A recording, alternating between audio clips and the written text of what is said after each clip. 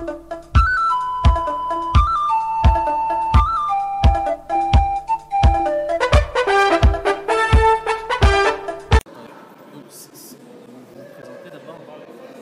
je suis Saounera Tcherno, habitant à Gage de Gonesse, donc je suis chef d'entreprise. Ce qui s'est passé, donc vous êtes là parce que vous avez entendu ce qui s'est passé. Ça méritait le déplacement. Vous avez vu le monde qu'il y avait ici.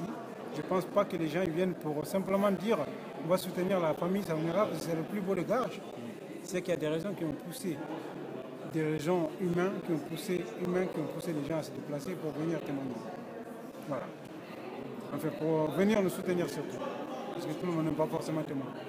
Et donc, comment se présentent les choses de votre point de vue l'égard à l'audience, même s'il y a une audience de renvoi, vous avez obtenu le renvoi, qu'est-ce que vous pensez de ce procès? Est-ce que vous attendez qu'il y ait des sanctions fortes sur les flics qui se sont mal comportés vis-à-vis de vous? Est-ce que vous pensez qu'il y a une écoute de la part du juge sur les exactions qui ont été commises par ces policiers? Mais je ne peux pas parler de ça aujourd'hui parce que l'affaire n'est pas jugée, donc on ne peut pas parler du fond du problème, on parle de la forme du problème.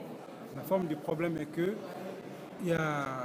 pour des raisons d'équité juridique, on a besoin que les deux parties soient entendues.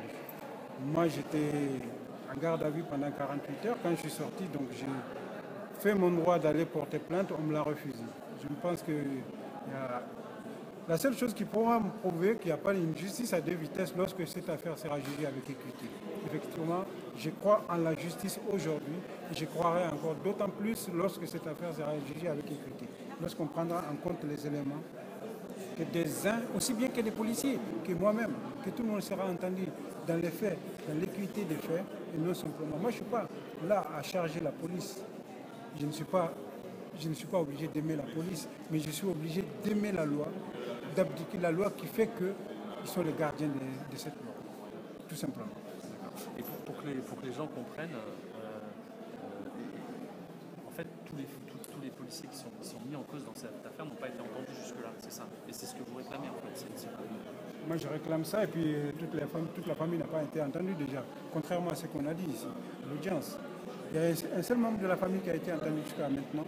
Et quand on caricature en disant que toutes les personnes, les prévenus, la famille des prévenus a été entendue, ce qui est totalement contre-vérité.